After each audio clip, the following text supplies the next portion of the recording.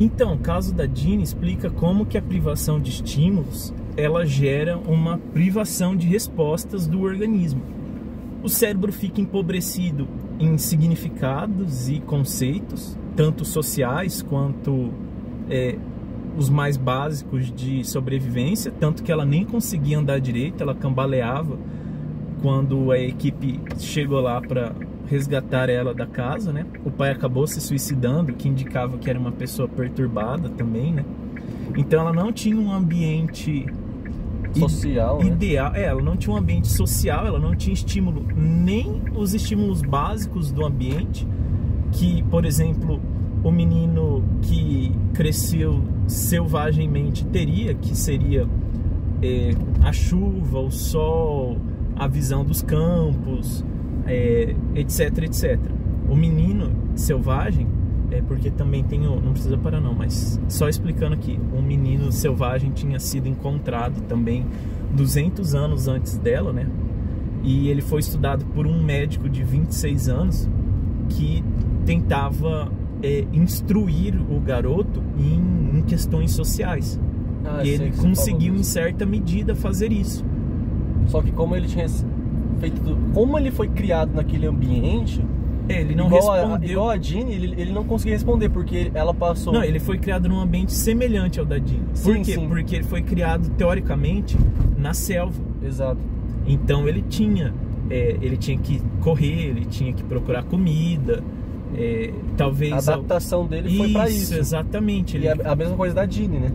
Ele conseguiu se adaptar ao ambiente, mas a Jeanne, ao contrário, ela não tinha nenhum estímulo, então ela não conseguia se adaptar a nada. E por essa atrofia de estímulo e resposta, quando ela foi encontrada, ela era quase que completamente catatônica, ela não respondia as palavras. O psicólogo jogava a bolinha para ela brincar, ela nem olhava para a bola, né? Ela nem corria atrás da bola. Isso ela tinha uma capacidade inferior à de um cachorro, se você for parar pra perceber, porque um cachorro, ele basicamente olharia pra bola e iria pegar, né? Exatamente.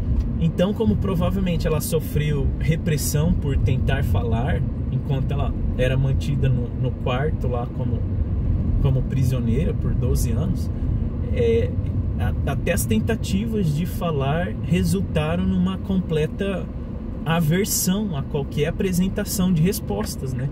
Então isso foi terrivelmente negativo para a menina de um modo geral, né? Exato. E a ação dos psicólogos conseguiu reverter um pouco isso, só que por uma briga legal, uma discussão legal, ela acabou não ficando com nenhum psicólogo, ela não foi para nenhum lar adotivo onde um psicólogo experiente poderia ajudar ela a melhorar, porque o medo era justamente ela virar uma cobaia de experimentos científicos, né? E ela acabou sendo posta de volta na casa onde ela cresceu como refém. E daí em diante se perdeu o paradeiro dela. Então foi uma grande inconsequência do governo da justiça norte-americana em fazer isso com a menina, que ela precisava ali... Provavelmente o progresso dela também foi perdido, né? Ah, sim, porque ela ia precisar de estímulos cada vez mais complexos e toda uma programação científica para se medir o progresso dela e ver as faltas e as necessidades. Vou fazer uma pausa aqui, professor, só pra gente colocar o celular mais estabilizado. E vai. Aí voltando, professor. Então, no caso do anjo da fúria, que era a menina, ela sofreu com um excesso de estímulos e estímulos aversivos, ou seja, estímulos que acabaram sendo punitivos para ela. Ela foi estuprada e molestada pelo pai biológico, teoricamente mais de uma vez. Muito provavelmente. E isso gerou uma ruptura mental dela. Então o desenvolvimento dela não foi saudável. A mente dela não conseguia correlacionar a dor que ela sofria e os abusos que ela e o irmão sofriam com o conceito de pai e sociedade e família. Então parte das ações dela, que era de maltratar o irmão, de acertar e beliscar o irmão no pênis e tentar também estuprar o irmão com um dedo no ânus. Essas coisas terríveis. Terríveis. Ela tentava fazer isso com o irmão. Era consequência dessa ruptura mental, desse trauma. Ela não conseguia ver o significado de família ou de amizade. Às vezes também era uma resposta dela aos abusos que ela sofria, se a gente parar pra pensar, porque às vezes a criança ela não se comunica diretamente falando assim, eu fui estuprada. Às vezes ela se comunica com ações, com brincadeiras que às vezes são interpretadas dessa forma, né? É verdade. E aí você tem a diferença da Jeanne para esse anjo de fúria, que é basicamente coisas opostas destruindo uma personalidade humana. Exato. O excesso de estímulos nocivos e a ausência de qualquer estímulo. Então elas estavam em polos opostos, elas tinham ações totalmente opostas, enquanto uma não tinha ação nenhuma, a outra tinha ações muito agressivas. Exato. Que acabou resultando, requisitando dos profissionais da psicologia um tratamento de longo alcance, né, que se estende por longo período de tempo e muito específico, né, porque foram casos muito específicos, porque na natureza é muito difícil você encontrar alguém que aconteça de ser privado da totalidade dos estímulos naturais. Então é muito difícil. Como foi um caso muito específico, gerou muita repercussão e curiosidade por parte dos psicólogos. É isso aí. O caso da professora Keller, é isso que eu ia falar, também foi... Agora a zona o tempo de desenvolvimento da linguagem foi um assunto também levantado no vídeo da Jeanne. O psicólogo que acompanhava o caso tinha uma noção de que se você não fosse estimulado na questão da fala até um certo período de tempo, você não conseguiria mais desenvolver essa capacidade. É verdade, tanto que tem até um estudo que diz isso, que são... A gente estudou isso na aula do professor Serginaldo, que são fases primordiais. Eu não vou lembrar o nome agora, que se você não aprender alguma coisa naquela fase, você como se por perde. Exemplo, isso, como por exemplo a fase motora do Piaget, onde a criança ali ela aprenderia, por exemplo, a manusear os objetos, ela conseguiria ter uma noção do espaço do seu corpo no ambiente, exato, etc. E isso é o mesmo que a fala. Se a criança não tiver contato com a fala desde o seu nascimento, depois de uma certa época, de uma certa idade, ela não vai conseguir desenvolver a fala da mesma forma que uma pessoa que teve contato desde o seu início de vida. É como se o cérebro maturasse de uma forma defeituosa e esse defeito não pudesse ser plenamente recompensado depois. Exato. Mas claro, isso é uma teoria um tanto quanto contestável, porque a psicóloga da Jeanne, ela antes da menina ter o tratamento descontinuado, ela tentava fazer com que a Jeanne desenvolvesse linguagem, aprendesse a ter uma fala mais normalizada, né? Como reconhecer desenhos, etc. Já o caso da Keller foi o oposto desses dois casos. A menina tinha uma desvantagem natural, que era a falta da audição e da visão, e ela não conseguia se comunicar com o mundo.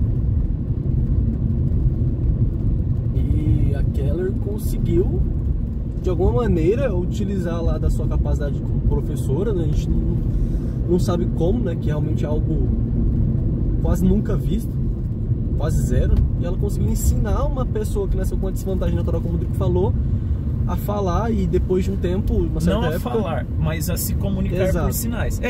Falar no sentido de se comunicar com o mundo externo. Sim, é a fala dela, né? Já que ela não possui poder da fala igual a gente. Então, o cérebro dela tinha, de certa forma, uma deficiência em captar sinais do mundo externo pela audição e pela visão. Sim.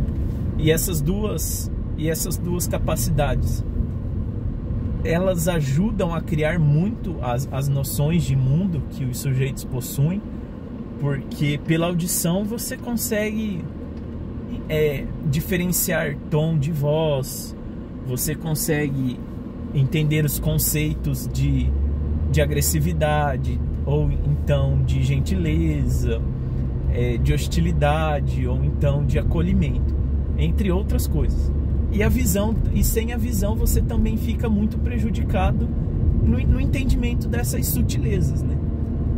Então a pessoa já tinha uma desvantagem ali natural muito grande, mas a professora conseguiu, de certa forma, simbolizar essas coisas de uma forma que a aluna conseguisse entender e se comunicar, ter um entendimento do mundo, da forma que o mundo chegava nela, limitadamente, mas ela conseguia interpretar esses sinais e conseguia exteriorizar os seus pensamentos, a sua vontade.